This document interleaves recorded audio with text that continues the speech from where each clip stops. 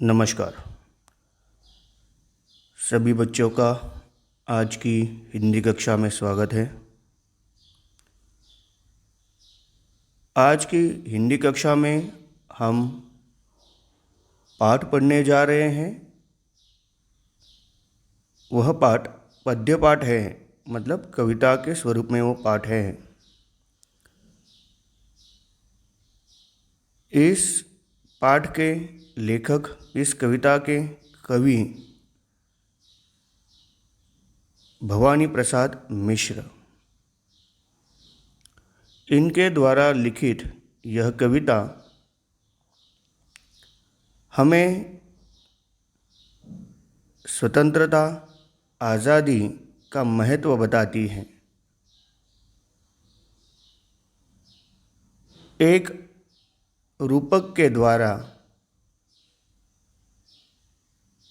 एक उदाहरण के द्वारा वह यह बताना चाहते हैं कि जीवन में स्वतंत्रता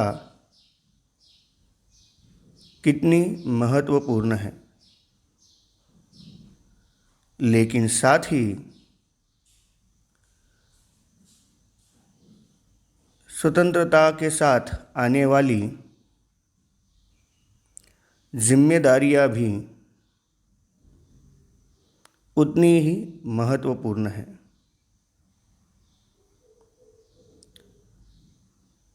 हम सब ने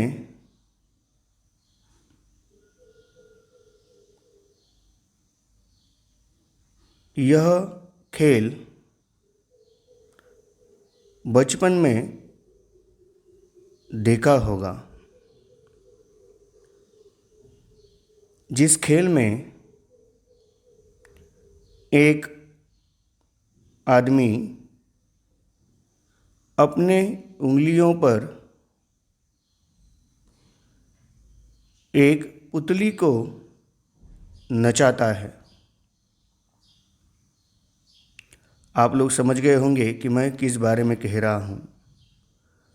बहुत सारे लोगों ने यह खेल देखा भी होगा कि उंगलियां जो होती है, उंगलियों से धागे बांधे जाते हैं और एक धागे जो है वो पुतली से बांधे जाते हैं और उन पुतलियों को जो है उंगलियों के इशारों पर नचाया जाता है।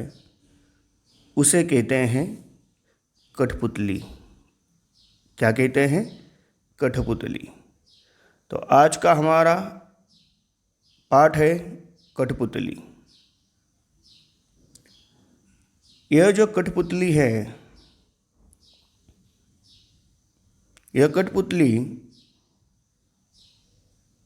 हमेशा दूसरों के इशारों पर नाचती है। उसे खुद का, स्वयं का कोई अस्तित्व नहीं है। ऐसी ही यह एक कठपुतली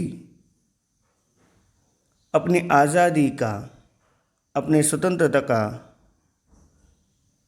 विचार उसके मन में आता है और वह बगावत के लिए खड़ी हो जाती है। तो ऐसी ही एक कठपुतली की कहानी कविता के माध्यम से हम पढ़ने जा रहे हैं। कवि है भवानी प्रसाद मिश्र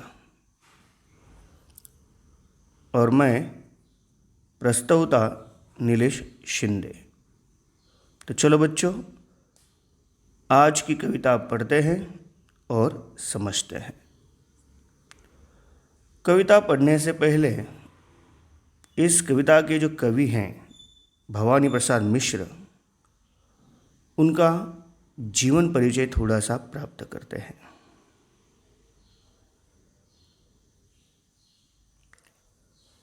भवानी प्रसाद मिश्र, जन्म 29 मार्च 1914, मृत्यु 20 फरवरी 1985। हिंदी के प्रसिद्ध कवि तथा वह गांधीवादी विचारक थे। वह दूसरा शतक के प्रथम कवि हैं।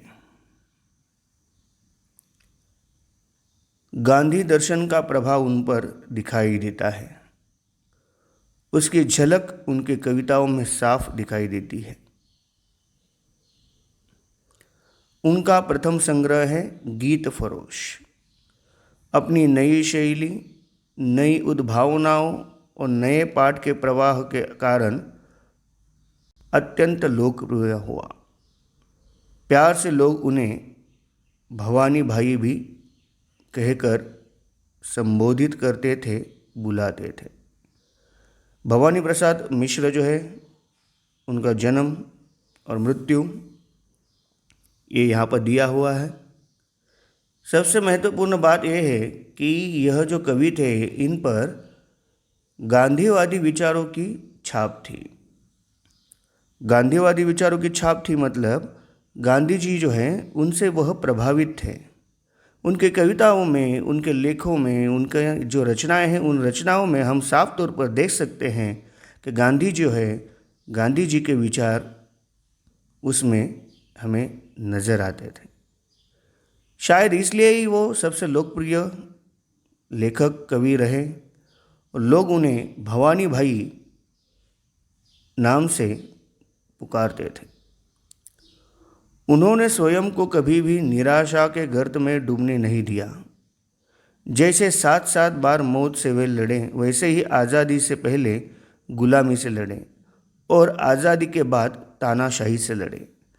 आपातकाल के दौरान जब इमरजेंसी जो है, इमरजेंसी की सिचुएशन हुई, परिस्थिति वैसे निर्माण हुई भारत देश में, जब आपातकाल घोषित किया, तब नियम पूर्वक सुबह, दोपहर, शाम तीनों समय, तीनों वेलाओं में उन्होंने कविताएं लिखी, जो बाद में त्रिकाल संध्या नाम के पुस्तक से प्रकाशित हुई। देखो, वो जिंदगी में कभी भी निराश नहीं हुए। बहुत बार उन्होंने संघर्ष का सामना करना पड़ा। पहले वो जब तक अंग्रेज थे तब तक गुलामी से लड़े और आज़ादी के बाद तानाशाही से लड़े। आज़ादी के बाद जो हमारे यहाँ राज्यकर्ता हुए उनसे वो लड़ते रहे। भवानी भाई को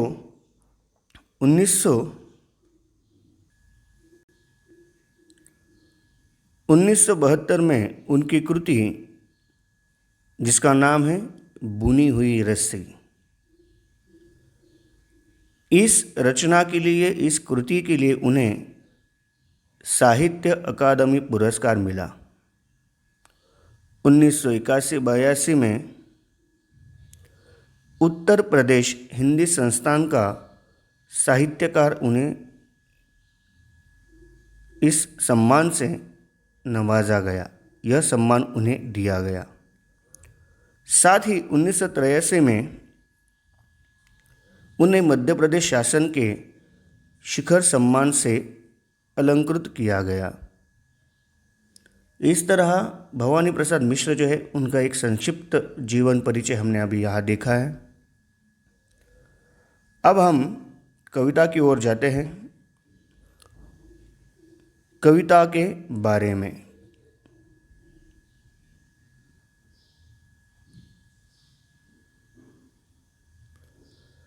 इस कविता में कठपुतलियाँ स्वतंत्रता की इच्छा से स्वयं अपनी बात व्यक्त कर रही हैं। उनके समक्ष स्वतंत्रता को साकार बनाने वाली चुनौतियां हैं। धागे में बंधी हुई कठपुतलियां पराधीन हैं। उन्हें दूसरों के इशारे पर नाचने से दुख होता है।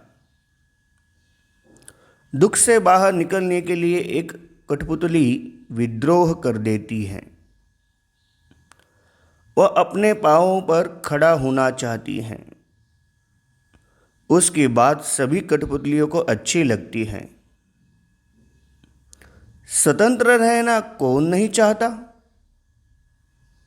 लेकिन जब पहली कठपुतली पर सबकी स्वतंत्रता की जिम्मेदारी आती है, वह सोच समझकर कदम उठाना जरूरी समझती है।